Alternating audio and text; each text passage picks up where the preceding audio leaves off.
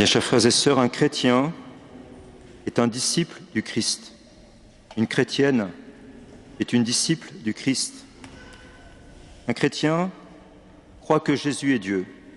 Il écoute la parole de Jésus, il médite l'Évangile dans son cœur, il l'apprend quelquefois par cœur pour suivre les pas de Jésus en vue du royaume de la vie éternelle.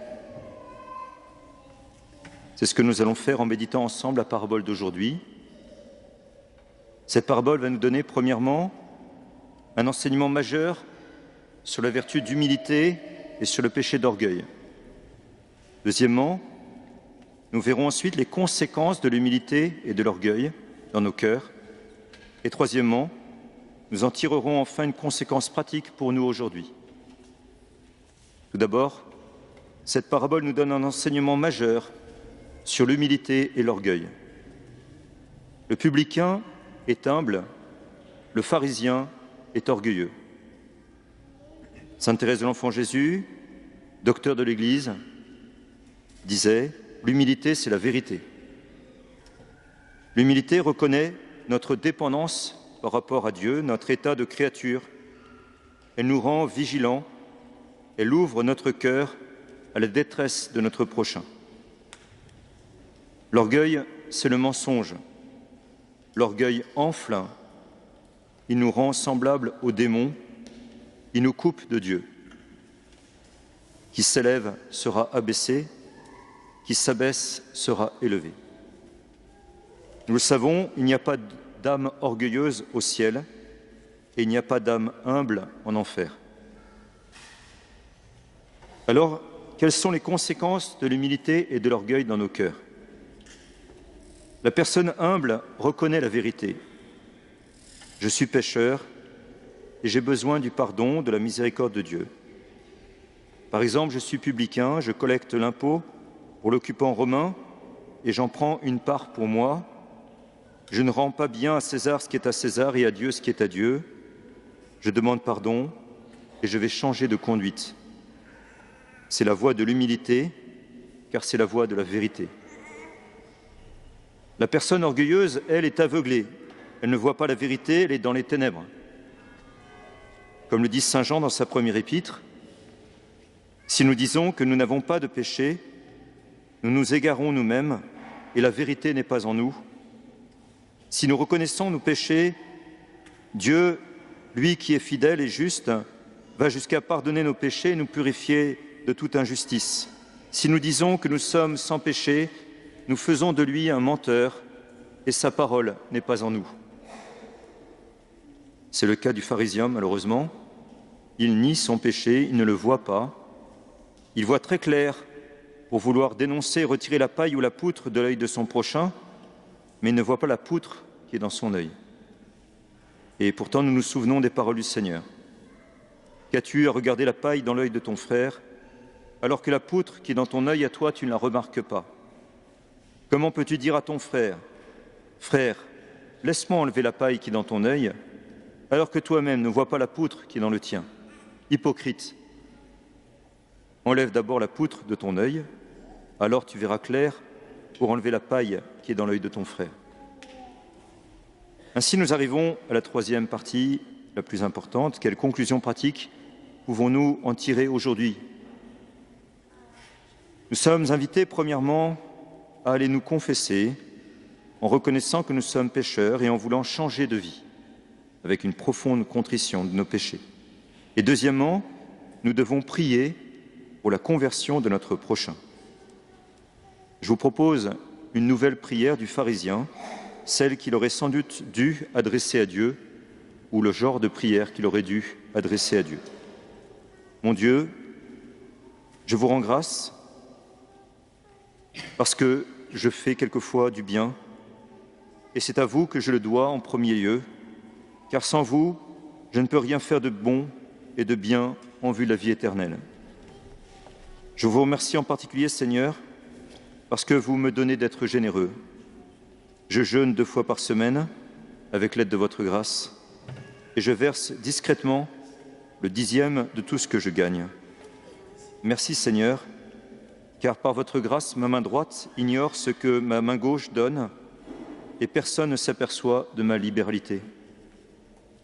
Par ailleurs, Seigneur, je sais que l'homme qui est monté avec moi pour prier est un publicain et un pécheur public.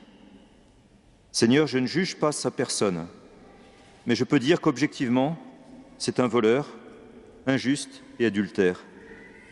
Cependant, Seigneur, faites-lui miséricorde, comme vous l'avez fait à Charles de Foucauld, à Marie-Madeleine, à Ignace de Loyola, à la Samaritaine, à Pierre, après son triple reniement, et à tant d'autres grands pécheurs. Seigneur, convertissez-moi sans cesse, et convertissez, s'il vous plaît, ce pharisien, afin qu'il ne soit pas damné, mais sauvé, et qu'un jour, lui et moi, nous puissions monter au temple de votre gloire pour vous adorer et vous louer sans cesse, sans fin, dans la joie. Maintenant, je transpose la prière pour nous aujourd'hui. Seigneur, je vous rends grâce pour le bien que je fais et pour les bienfaits dont vous me comblez. Aidez-moi à persévérer dans le bien, à rester toujours humble pour demander pardon pour mes péchés, et donnez-moi la grâce de ne pas répondre au mal par le mal, de ne pas entrer dans la spirale de la haine et de la vengeance, mais de répondre au mal par le bien, de prier pour ceux qui nous calomnient ou qui blasphèment contre vous. Seigneur, comme vous l'avez dit du haut de la croix, Père, pardonnez-leur, ils ne savent pas ce qu'ils font. Et si par malheur ils savent ce qu'ils font, alors, Père, faites-leur encore plus miséricorde. Manifestez en eux votre toute-puissance en leur pardonnant et en les convertissant, comme le dit la collecte d'aujourd'hui, afin qu'ils soient sauvés et non damnés pour l'éternité. Car Seigneur Jésus, je me souviens de l'avertissement de saint Paul aux Corinthiens et je le prends au sérieux pour moi-même. Ne savez-vous pas que ceux qui commettent l'injustice ne recevront pas le royaume de Dieu en héritage? Ne vous y trompez pas, ni les débauchés, les idolâtres, les adultères, ni les dépravés et les sodomites, ni les voleurs et les profiteurs, ni les ivrognes, les diffamateurs et les escrocs, aucun de ceux-là ne recevra le royaume de Dieu en héritage. Seigneur, comme le disait saint Dominique, miséricorde et conversion pour les pécheurs, pour moi d'abord, pour nous tous, car nous sommes tous pécheurs. Voilà la prière qu'il faudrait adresser aujourd'hui, chacun dans notre cœur, ou une semblable. En conclusion, je vous adresse ces autres paroles que le Seigneur Jésus a prononcées pour que nous puissions essayer de les mettre en pratique avec la grâce de Dieu. Vous avez appris qu'il a été dit « Tu aimeras ton prochain et tu haïras ton ennemi ». Eh bien moi je vous dis, aimez vos ennemis, priez pour ceux qui vous persécutent, afin d'être vraiment les fils de votre Père qui est aux cieux.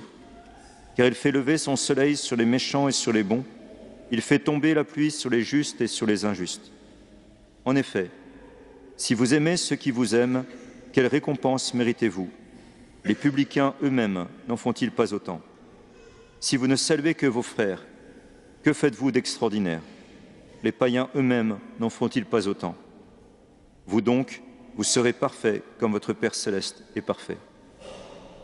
Alors mes bien chers frères et sœurs, prions donc pour ceux qui nous persécutent. Le Seigneur peut convertir nos persécuteurs. Le Seigneur a déjà converti Saul de Tarse, par exemple, et il en a fait le grand apôtre des nations païennes.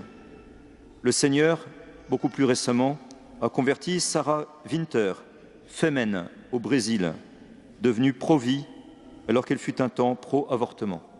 Je cite cette jeune femme.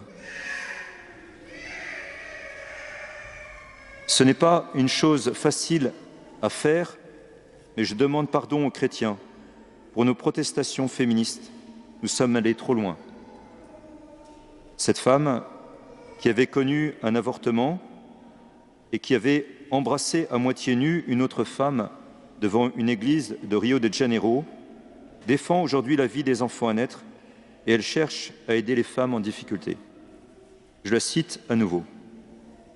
Elle s'adresse aux femmes enceintes en détresse. S'il vous plaît, vous qui cherchez désespérément à avorter, réfléchissez, faites attention. Je regrette énormément de l'avoir fait. Je ne veux pas qu'il vous arrive la même chose. Alors prions pour nos persécuteurs d'aujourd'hui et demandons au Seigneur leur conversion. Ensuite, demandons à nos évêques de saisir la justice civile s'ils le jugent bon et opportun pour nous défendre et pour aider les blasphémateurs d'aujourd'hui à ouvrir les yeux et à prendre au sérieux l'Évangile avant qu'ils ne meurent et que le temps ouvert à l'accueil de la miséricorde ne soit fermé pour eux pour l'éternité. Qui s'élève sera abaissé, qui s'abaisse sera élevé. Amen.